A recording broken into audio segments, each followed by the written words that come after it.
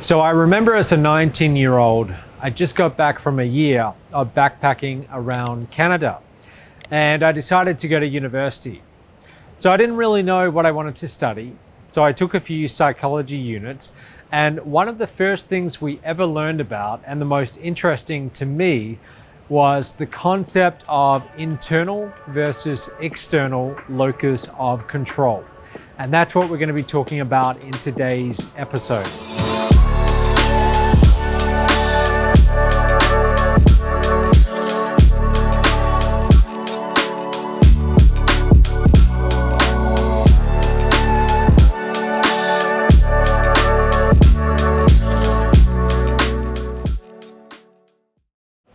So what does locus of control mean, and why is it so important? So first of all, locus of control is the degree to which people believe that they have control over the outcomes and the events in their lives.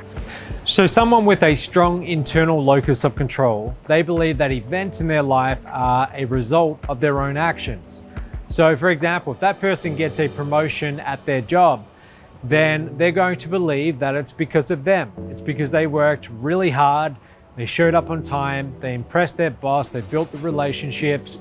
It's all their hard work. They believe it's a result of what they did. Now, on the other hand, people with a strong external locus of control, they tend to blame external factors such as their boss or the company they work for or anything but themselves when things go wrong.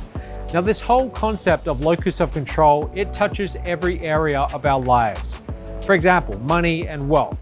Someone who's got an external locus of control and they're financially struggling, if you ask them why are you struggling, they're going to give you a bunch of reasons. They're going to tell you it's because of their education or their boss, or because they're often late, and they're late because it's the traffic. The traffic's really bad where they live.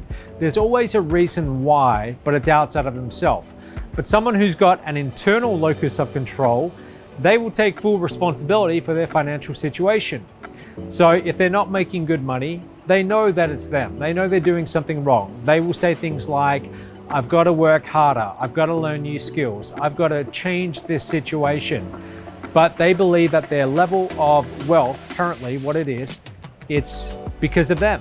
It's because of what they've done or what they haven't done, and they take full responsibility for that. So that person with the internal locus of control, they are typically going to be an entrepreneur or an intrapreneur. An intrapreneur is someone who's inside a company and they have entrepreneurial tendencies, but they want to create reality. They want to create new things. They take full responsibility for where they are in their career. The same thing is true of exercise. So someone who's got an extreme external locus of control, they're going to tell you every reason why they can't exercise or why they can't eat healthy food and all of that.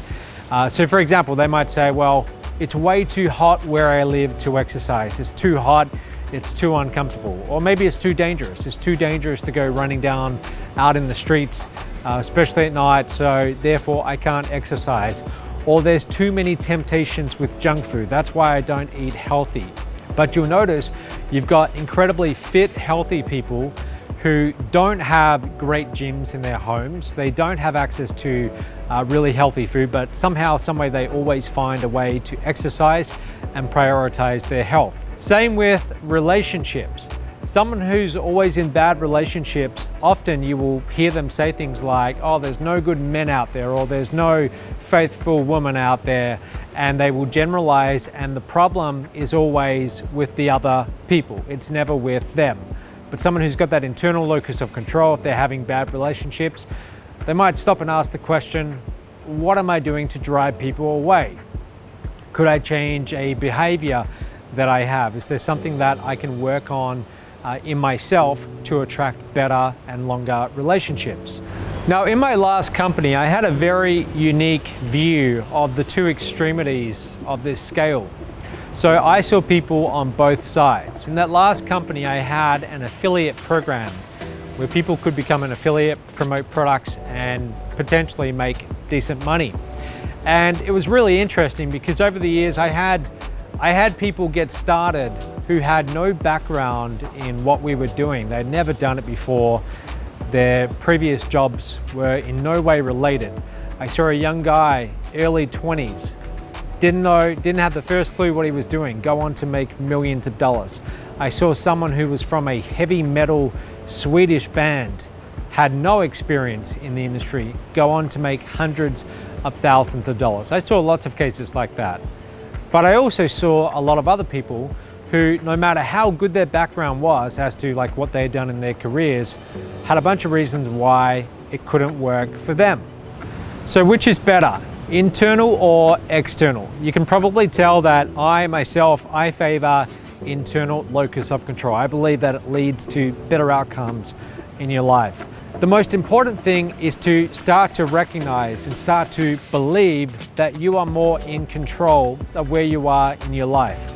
If you catch yourself blaming other people, blaming external circumstances like the economy or your upbringing or your parents or your education, every time that you hear yourself blame, whether it's out loud or in your head, you've got to be aware that you're doing that and try and correct yourself.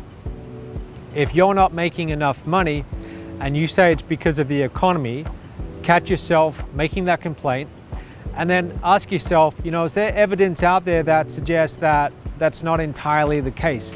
Are there other people who are in a similar circumstance to me, for example, at my job in the same company, who are still getting ahead? And what you'll find is often there are. So wherever you are in your life right now, in all areas, wealth, health, relationships, all of it, you are more in control than you might be giving yourself recognition for. So realize that and always ask yourself, what can I do? If I'm unhappy with the current situation, what can I do to change things? What's the first step? Okay, so I hope you enjoyed today's episode. Make sure you hit subscribe and I will see you tomorrow.